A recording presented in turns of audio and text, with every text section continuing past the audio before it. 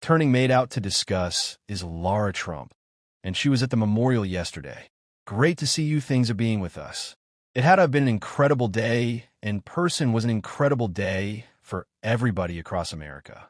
Well, I mean, so special to be there. Something that those of us got to attend, I don't think we will ever forget. It was almost surreal. I mean, I still can't believe we had that moment, because I still can't believe that Charlie is no longer here with us. And you know, to lead into this segment, any of those women who were spewing those lies about Charlie, I would dare one of them to attempt to prove their point to Charlie Kirk. He would have said that they should all of them down because they have nothing to stand on. But you are right to point out the juxtaposition between the way that two different sides of the aisle seem to behave in the face of tragedy. We have seen record attendance at churches for Joe's in prayer, not just here in America, but around the road. You saw this in New Zealand and South Korea at the UK. What has happened on the other side of this horrific murder has actually been really incredible to witness. And it just shows you the difference between the two sides of the Iowa.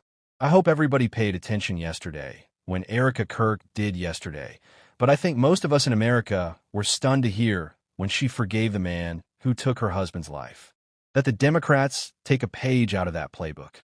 Let them see the way that Jesus, the way that faithfulness, the way that God can come into somebody's life and make things better. They all could use a dose of going to church, that is for sure, but it was an honor to be there yesterday. I thought it was a beautiful memorial. It shows the impact Charlie had I don't even think we are well aware of yet. I think I want to believe that spoke volumes to America. I think there is nothing I can say today that is more powerful for them to compare those two moments how you handle. Those tragedies, as you said, for that juxtaposition between the left on the right. Kamala Harris has a new book, and she has talked about a lot of things. Pete Buttigieg, Josh Shapiro. And there was the governor of Pennsylvania, Josh Shapiro, not responding to that book where he says that he spoke to President directly about his concerns about the way the campaign was a failed Lincoln, Pennsylvania. I made a point to speak to the people around the president repeatedly about what I saw were worrying signs here in Pennsylvania. When I felt that they were not sharing that information directly with the president's side, went directly to the president, to the former president, and shared that with him. When we met at a coffee shop, I was very direct and very blunt. What I saw were worrying signs electorally about his prospects to be able to win again. There was that, and there's excerpt from her book where she's almost sounding like rational, or how about this, we'll set the bar lower.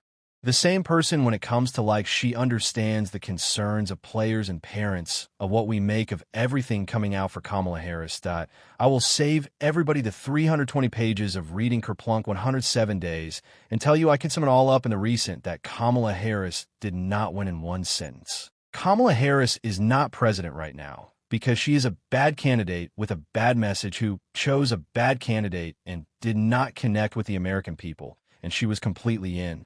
Authentic. Seems like she doesn't even having her fingers on both hands to point the blame and everything she is trying to blame for not being president right now. We all know that we all saw with our own eyes, but it is interesting to hear Josh Shapiro's take on all of this, because it seemed like the Democrats were willing to shove Joe Biden through at all costs. No bank how badly he was performing with the American people, and of course to shield us from what we saw with our own eyes. For as long as they possibly could, and at least until the famous debate where you serve democracy completely and just plug Kamala Harris in. I don't know who is buying this book. I don't know what we will get out of this book. It seems like she's trying to play cleaned up and maybe try to set up for herself in the future.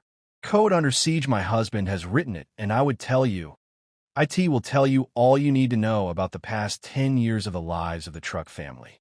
I've talked to a wreck on Cane Country, and I would only answer with something I know you do not disagree with. Because Kamala Harris they did have a candidate that was going to perform better.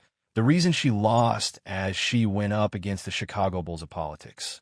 They were going to lose to the Chicago Bulls, Donald Trump.